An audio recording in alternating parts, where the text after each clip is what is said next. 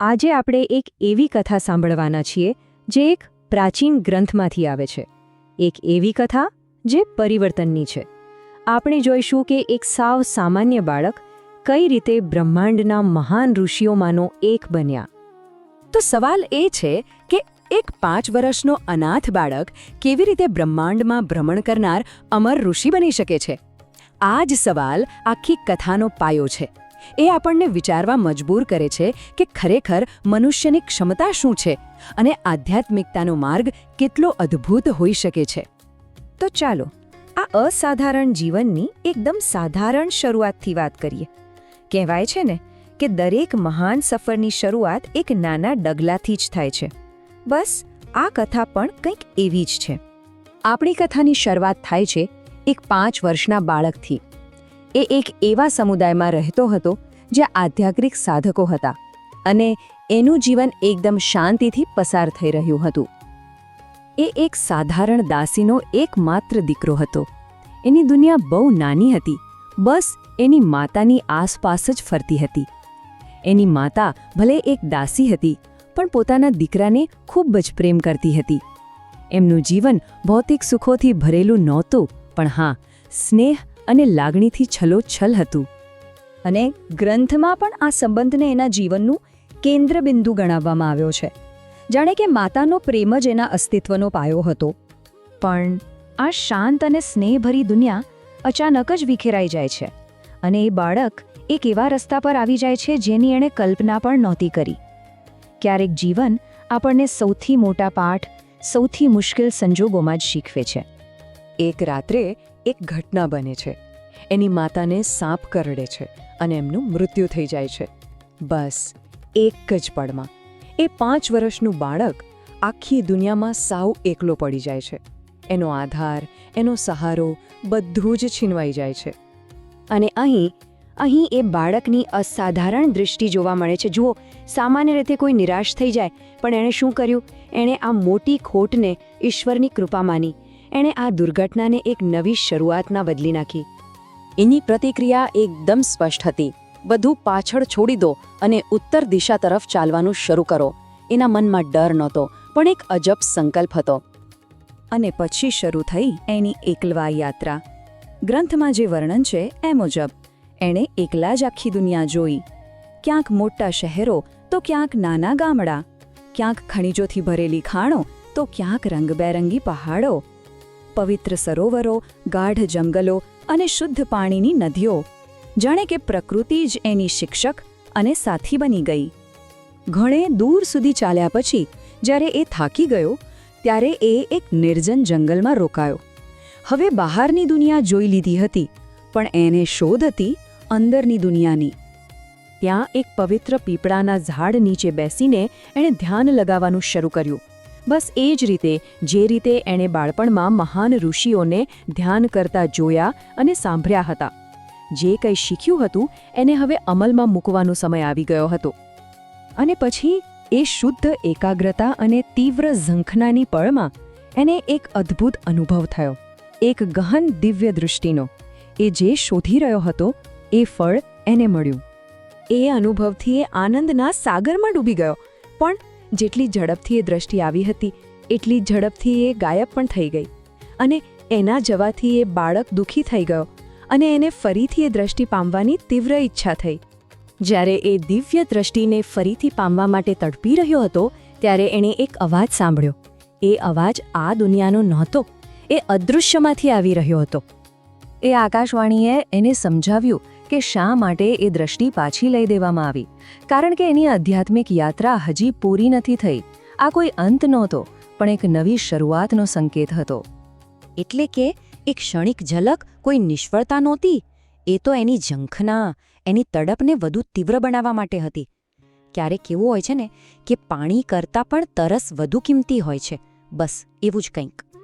અને એની સાથે જ એને એક દિવ્ય વચન પણ મળ્યું કે એનું આ જીવન તો આવનારા શાશ્વત જીવનની માત્ર એક પ્રસ્તાવના છે.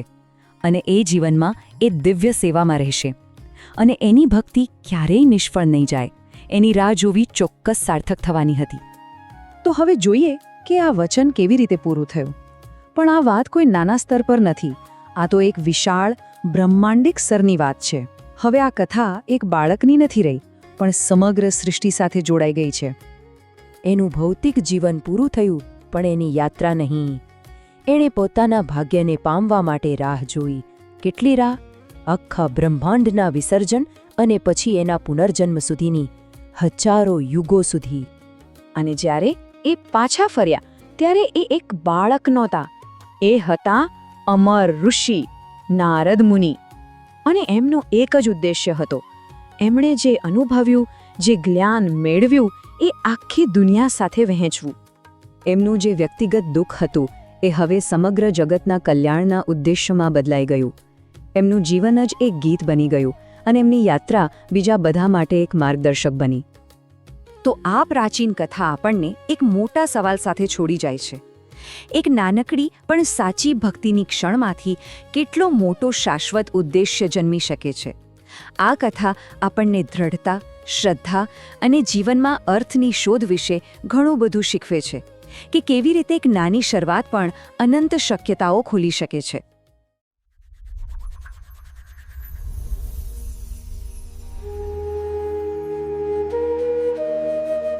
આપનું સ્વાગત છે.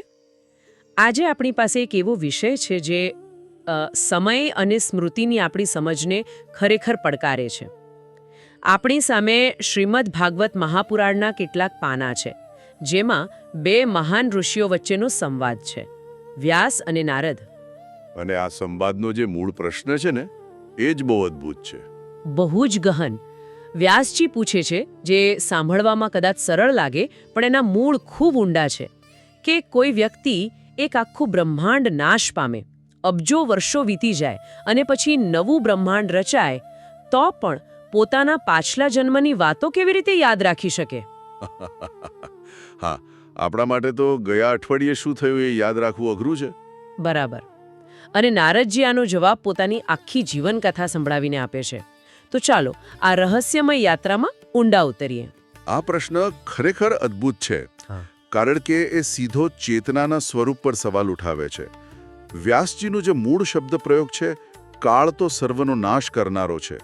એટલે કે જો સમય બધું જ ભૂસી નાખતો હોય, તો એવી કઈ વસ્તુ છે જે સમયના પ્રવાહથી પર છે, જે સ્મૃતિને સાચવી રાખે છે?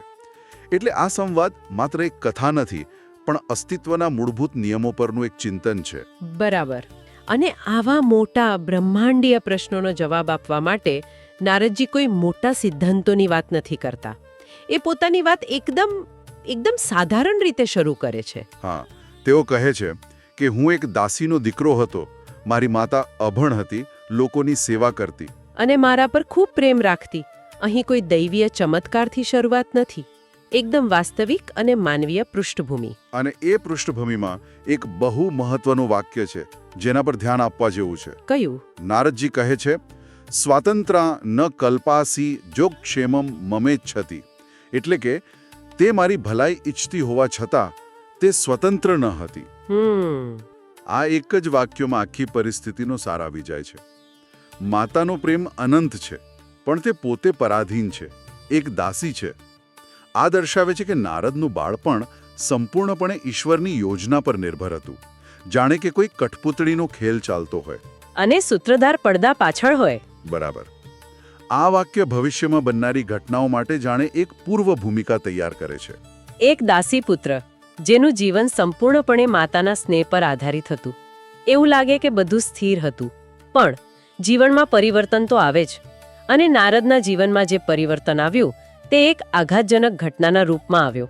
હા, એક રાત્રે એમની માતા ગાય દોવા જાય છે અને અંધારામાં સાપ પર પગ પડી જવાથી સર્પદંશથી એમનું મૃત્યુ થાય છે. હવે વિચારો, એક 5 વર્ષનું બાળક જેની આખી દુનિયા એની માતાની આસપાસ જ હતી, એ અચાનક એકલો થઈ જાય છે. હા, પણ અહીં એક મિનિટ, આ ઘટના પછી નારદજીની જે પ્રતિક્રિયા છે એ મને સૌથી વધુ આશ્ચર્ય પમાડે છે. તેઓ આ ઘટનાને કોઈ દુઃખ કે આઘાત તરીકે નથી જોતા. શ્લોકમાં કહ્યું છે તેમ, અનુગ્રહમ મન્ને માના. એટલે કે ઈશ્વરનો અનુગ્રહ અથવા કૃપા માને છે. હા, 5 વર્ષનું બાળક જેની માતા હમણાં જ મૃત્યુ પામી છે, એ તેની ઈશ્વરની કૃપા કેવી રીતે માની શકે? સામાન્ય દૃષ્ટિએ તો આ બહુ અસ્વાભાવિક લાગે. શું આ પાછળથી દેવર્ષિ બન્યા પછી એ ઘટનાને જોવાની દૃષ્ટિ નથી? ખૂબ સારો અને મહત્વનો પ્રશ્ન છે. અહીં 2 સ્તર પર વાત સમજવી પડે. એક, શાસ્ત્રો અનુસાર એ બાળક સામાન્ય ન હતું. એના પૂર્વજન્મના સંસ્કાર બહુ પ્રબળ હતા, જેના કારણે એની સમજ સામાન્ય બાળકના સ્તર કરતાં ઘણી ઊંચી હતી. પણ બીજું, અને જે આપણા બધા માટે વધુ મહત્વનું છે, આ એ શીખવે છે કે કોઈ પણ ઘટના પોતે સારી કે ખરાબ નથી હોતી. આપણો દૃષ્ટિકોણ તેને અર્થ આપે છે. બિલકુલ. નારદ માટે માતાનો સ્નેહ એકમાત્ર સાંસારિક બંધન હતું. એ બંધન મધુર હતું, પણ એ તેમને આધ્યાત્મિક પ્રગતિમાં ક્યાંક ને ક્યાંક રોકી રહ્યું હતું. એ બંધન તૂટતા જ એમને મુક્તિનો માર્ગ, ઈશ્વર તરફ જવાનો માર્ગ સ્પષ્ટ દેખાયો. એટલે આ પરિપક્વતા કરતાં સ્પષ્ટતાની નિશાની વધુ છે. એટલે કે જે વસ્તુ એક સામાન્ય વ્યક્તિ માટે અંત હતી, તે એમના માટે એક નવી શરૂઆત બની. તો આ બંધન તૂટ્યા પછી એ 5 વર્ષના બાળકે શું કર્યું? ક્યાં ગયો એ? તે એકલો જ ઉત્તર દિશા તરફ નીકળી પડ્યો. અને અહીં એમની યાત્રાનું જે વર્ણન છે એ ખૂબ જ પ્રતિકાત્મક છે. મને એ વર્ણન ખૂબ ગમ્યું. તેઓ સમૃદ્ધ જનપદો, નગરો, ગામડા, પર્વતો, જંગલો, સુંદર સરોવરો બધું પાર કરે છે. પણ મને એક પ્રશ્ન થાય છે, આ માત્ર ભૌગોલિક યાત્રા હતી કે પછી તે બાળકના મનની આંતરિક સ્થિતિનું પ્રતીક પણ છે? આ બધા દ્રશ્યો શું તે સંસારના ઘોંઘાટ અને આકર્ષણોમાંથી એકાંત તરફની આધ્યાત્મિક યાત્રા નથી દર્શાવતું? બિલકુલ. આ વર્ણન માત્ર ભૌગોલિક નથી, પણ ઊંઘું મનોવૈજ્ઞાનિક અને આધ્યાત્મિક પણ છે. સમૃદ્ધ જનપદો અને નગરો એ સાંસારિક આકર્ષણો છે જેને તેઓ પાછળ છોડી રહ્યા છે. અને અંતે તેઓ ક્યાં પહોંચે છે? એક ભયાનક નિર્જન વનમાં. આ નિર્જન વન એ સાધકની એ અવસ્થા છે જ્યાં તે દુનિયાથી સંપૂર્ણપણે વિખૂટો પડી જાય છે અને પોતાની સાથે એકલો હોય છે. હા, સાચું. ધ્યાન અને આત્મચિંતન એ નિર્જનતામાં જ શરૂ થાય છે. અને એ નિર્જન વનમાં થાક અને તરસથી પીડાઈને તેઓ એક નદીમાં સ્નાન કરે છે, પાણી પીએ છે અને પછી એક પીપળાના ઝાડ નીચે બેસીને ધ્યાન કરવાનું શરૂ કરે છે. એ દ્રશ્યની કલ્પના જ મનને શાંત કરી દે છે. હા, અને મહત્વની વાત એ છે કે તેઓ એ જ રીતે ધ્યાન કરે છે જેવું તેમણે ઋષિઓ પાસેથી સાંભળ્યું હતું. આ બતાવે છે કે થોડા સમય માટે કરેલો સત્સંગ પણ કેટલો ઊંડો પ્રભાવ પાડી શકે છે. અને પછી એ ઘટના બને છે જેની કોઈએ કલ્પના ન કરી હોય. ભક્તિભાવથી એમનું ચિત્ત એટલું શુદ્ધ થઈ ગયું હતું કે ધ્યાનમાં લીન થતાં જ ધીમે ધીમે ભગવાન હરિ એમના હૃદયમાં પ્રગટ થાય છે. કોઈ બાહ્ય દર્શન નહીં, પણ એક આંતરિક અનુભૂતિ. બરાબર. અને એ અનુભવો એટલો તીવ્ર હતો કે પ્રેમ અને આનંદના આવેગથી એમના શરીર પર રોમાંચ થઈ જાય છે. શ્લોકમાં વર્ણન છે કે તેઓ એ આનંદના સાગરમાં એવા ડૂબી જાય છે કે પોતાનું અને પરમાત્માનું બંનેનું ભાન ભૂલી જાય છે. પણ પછી અચાનક જ એ સ્વરૂપ અદૃશ્ય થઈ જાય છે. હા, તેઓ વ્યાકુળ થઈને ફરીથી તે રૂપ જોવા પ્રયત્ન કરે છે, પણ નિષ્ફળ જાય છે. આ તો ખૂબ નિરાશાજનક વાત છે. ભગવાને દર્શન આપીને પાછા લઈ લીધા અને પછી જે થયું તે તો એનાથી પણ વધુ આશ્ચર્યજનક. એક આકાશવાણી સંભળાય છે જે કહે છે, હે નિષ્પાપ, આ જન્મમાં તું મને ફરીથી જોઈ શકીશ નહીં. આ તો કોઈ બાળકની મનગમતી વસ્તુ છીનવી લેવા જેવું થયું. આને કૃપા કઈ રીતે ગણી શકાય? આજ આખી કથાનો સૌથી ગહન મુદ્દો છે. તમારી વાત સાચી છે. પહેલી નજરે આ અત્યંત નિરાશાજનક લાગે છે, પણ આકાશવાણી પોતે જ આનો ખુલાસો કરે છે. તે કહે છે, સકૃદ્ય દર્શિતમ રૂપમે તત્કામાય તે અનઘ. અહીં કામાય શબ્દ ચાવીરૂપ છે. કામાય એટલે ઈચ્છા, વાસના. સામાન્ય રીતે આપણે એવો અર્થ કરીએ છીએ, પણ અહીં એનો અર્થ છે તીવ્ર અભિલાષા કે લગન. ઓ, એટલે કે ભગવાને દર્શન આપ્યા જેથી તેમને પામવાની ઈચ્છા, તેમની કામના ઓર વધી જાય. બરાબર. એ એક ઝલક, એક બીજ જેવી હતી. ભગવાને એ દર્શન આપીને નારદની બધી જ નાની મોટી સાંસારિક ઈચ્છાઓને એક જ દિશામાં વાળી દીધી. ભગવાનને ફરીથી પામવાની દિશામાં. હા, એ એક આધ્યાત્મિક રીડાયરેક્શન હતું. જો દર્શન ચાલુ જ રહ્યા હોત તો કદાચ નારદ તેમ જ સંતુષ્ટ થઈ જાત. પણ એ વિયોગે, એ તડપે એમની ભક્તિને આગ જેવી પ્રજ્વલિત કરી દીધી. એ વિયોગ જ ભક્તિને તીવ્ર બનાવવાનું સૌથી મોટું સાધન બન્યું. એટલે કે એ વિયોગ એક ખાલીપો પેદા કરવા માટે હતો જેથી એ ખાલીપાને ભરવા માટે ભગવાન પ્રત્યેની ઈચ્છા વધુ તીવ્ર બને. આ તો ખૂબ જ ગહન મનોવૈજ્ઞાનિક વાત છે. અને પછી આકાશવાણી તેમને એક વરદાન પણ આપે છે, જે સીધું વ્યાસજીના મૂળ પ્રશ્ન સાથે જોડાયેલું છે. હા, એ વરદાન જ આખી ચર્ચાનો સાર છે. આકાશવાણી કહે છે કે સાધુઓની સેવાથી તારી બુદ્ધિ મારામાં દ્રઢ થઈ ગઈ છે. તું આ ભૌતિક શરીર છોડીને મારો પાર્ષદ બનીશ. પાર્ષદ એટલે ભગવાનનો નિકટનો સાથી. હા, અને સૌથી મહત્વની વાત, મારી કૃપાથી સૃષ્ટિના સર્જન અને પ્રલય સમયે પણ તારી સ્મૃતિ અને ભક્તિનો ક્યારેય નાશ નહીં થાય. આ વ્યાસજીના પ્રશ્નનો સીધો જવાબ છે. બિલકુલ. એમની સ્મૃતિ કોઈ યોગ સિદ્ધિનું પરિણામ નથી, પરંતુ ભગવાનનો સીધો અનુગ્રહ છે, એક વરદાન છે. તો આ સ્મૃતિ ક્યાં સુધી ટકી? પ્રલય સુધી. હવે પ્રલય એટલે શું? શું એ પૃથ્વીના અંત જેવું છે? ના, એનાથી ઘણું મોટું. આપણે જે સમયની ગણતરી કરીએ છીએ તેનાથી પર. એક કલ્પ એટલે બ્રહ્માનો એક દિવસ, જે આપણા અબજો વર્ષો બરાબર છે. કલ્પના અંતમાં જ્યારે આખું બ્રહ્માંડ, ગ્રહો, તારાઓ, આકાશગંગાઓ બધું જ નાશ પામીને ભગવાન નારાયણમાં પાછું સમાઈ જાય છે. એ મહાવિનાશને પ્રલય કહેવાય. હા, એ સમયે પણ નારદની ચેતના અને સ્મૃતિ અકબંધ રહે છે. આ તો કલ્પના બહારની વાત છે.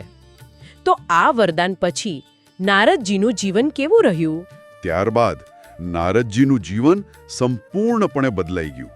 તેઓ પૃથ્વી પર ભ્રમણ કરતા અને શ્લોક મુજબ નિર્લજ્જપણે ભગવાનના ગુપ્ત અને કલ્યાણકારી નામો અને લીલાઓનું ગાન કરતા. અહીં નિર્લજ્જ શબ્દનો અર્થ છે લોકલાજની પરવા કર્યા વગર. બરાબર. એમનું જીવન કેવું હતું? એકદમ સાદું. કોઈ વસ્તુની ઈચ્છા નહીં, કોઈની સાથે ઈર્ષ્યા નહીં, કોઈ વાતનો અહંકાર નહીં. બસ તેઓ ભગવાનના નામનું ગાન કરતા અને યોગ્ય સમયની રાહ જોતા. જાણે કે એક મુસાફર જે જાણે છે કે એની ટ્રેન આવવાની જ છે, એટલે એ શાંતિથી પ્લેટફોર્મ પર રાહ જુએ છે. ખૂબ સરસ ઉપમા છે. અને જ્યારે એ યોગ્ય સમય આવ્યો ત્યારે શું થયો? ત્યારે વીજળીના ચમકારની જેમ એમનું મૃત્યુ આવ્યું અને તેમણે પોતાના 5 ભૌતિક શરીરનો ત્યાગ કરીને શુદ્ધ ભાગવતી તનુ પ્રાપ્ત કરી. ભાગવતી તનુ એટલે એવું દિવ્ય શરીર જે સીધું ભગવાનની સેવા માટે જ બનેલું હોય. હા, જેમાં જન્મ મૃત્યુના બંધન ન હોય. આ એક સંપૂર્ણ આધ્યાત્મિક રૂપાંતરણ હતું. અને કથા અહીં પૂરી નથી થતી. પ્રલય વખતે જ્યારે ભગવાન આખા બ્રહ્માંડને પોતાની અંદર સમાવીને યોગ નિદ્રામાં જાય છે ત્યારે નારદજી એમના શ્વાસ દ્વારા એમનામાં પ્રવેશ કરે છે. બરાબર. અને હજારો યુગો પછી જ્યારે ભગવાન ફરીથી સૃષ્ટિ રચવાની ઈચ્છા કરે છે ત્યારે મરીચી જેવા મહાન ઋષિઓ સાથે નારદજી પણ એમના પ્રાણમાંથી ફરીથી પ્રગટ થાય છે. અને ત્યારથી ભગવાન વિષ્ણુની કૃપાથી એમની ગતિ ક્યાંય રોકાતી નથી. અવિઘાત ગતિહ. એમની ગતિને કોઈ રોકી શકતું નથી. તેઓ ભગવાન દ્વારા ભેટમાં મળેલી દેવદત્તા નામની વીણા પર હરિકથા ગાતા ત્રણેય લોકમાં વિચરણ કરે છે. એટલે જે અનુભવ એમને એકાંતમાં થયો હતો, જે જ્ઞાન એમને મળ્યું, તે હવે તેઓ આખા જગતના કલ્યાણ માટે વહેંચી રહ્યા છે. એમણે પોતાની યાત્રાનો સાર એક સુંદર ઉપમાથી આપ્યો છે. હા, તેઓ અંતમાં કહે છે, ભવ સિંધુ પ્લવો દ્રષ્ટો હરિચર્યાનું વર્ણનમ. એટલે કે મેં અનુભવ્યું છે કે આ સંસારરૂપી સાગરમાં ડૂબતા લોકો માટે ભગવાનના ચરિત્રનું વર્ણન અને ગાન કરવું એ એક મજબૂત નૌકા સમાન છે. જે નૌકા પર બેસીને એમણે પોતે સંસાર સાગર પાર કર્યો, એ જ નૌકા તેઓ હવે બીજાઓ માટે લઈને ફરે છે. ખરું. તો આ હતી નારદજીની અસાધારણ કથા.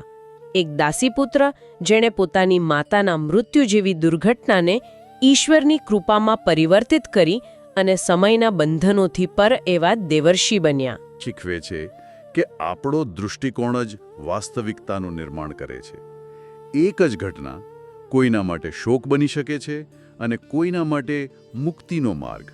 અને પેલું ભગવાનનું ક્ષણિક દર્શન અને પછી તેનો વિયોગ એ સજા નહોતી, પણ એમની ભક્તિને અનંત ગણી પ્રબળ બનાવવા માટેનું એક સાધન હતું. આધ્યાત્મિક માર્ગ પર અતૃપ્તિ અને તડપનું પણ આગવું મહત્વ છે. હા. અંતમાં એક વિચારવા જેવી વાત છે. પેલી દિવ્યવાણીએ નારદને સ્પષ્ટ કહ્યું કે દર્શન એમની ઈચ્છાને વધારવા માટે આપવામાં આવ્યું હતું, તેને પૂર્ણ કરવા માટે નહીં. આ એક ગહન વિચાર છે જે માત્ર આધ્યાત્મમાં જ નહીં પણ જીવનના દરેક ક્ષેત્રમાં લાગુ પડે છે. શું જ્ઞાન, કળા કે કોઈ પણ મહાન શોધમાં અંતિમ મુકામ પર પહોંચી જવાથી બધું પૂરું થઈ જાય છે કે પછી સતત શોધ અને તડપ જે આપણને જીવંત રાખે છે? શું ક્યારેક અતૃપ્તિ જ આપણને આગળ વધવા માટેની સાચી પ્રેરણા નથી આપતી? શું ક્યારેક યાત્રા પોતે જ મંઝિલ હોય છે?